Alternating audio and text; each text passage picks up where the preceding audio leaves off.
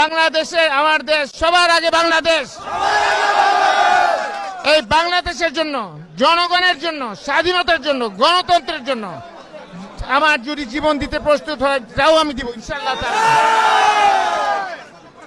আমাদের নেত্রী বেগম খালেদা জিয়া, উনার এই বয়সে উনি কারাবরণ করেছেন, অসুস্থ হয়েছেন। উনাকে মারার জন্য বিভিন্ন রকম ভাবে চিকিৎসা না দিয়ে, ভুল চিকিৎসা দিয়ে ব্যবস্থা করছে।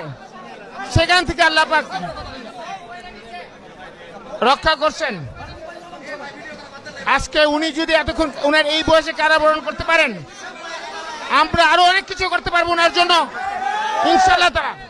বাংলাদেশের জনগণের জন্য এবং বাংলাদেশ গণতন্ত্রের জন্য আল্লাহ যদি আমাদেরকে কিছু যা প্রয়োজন সেটা ইনশাআল্লাহ তাআলা করব।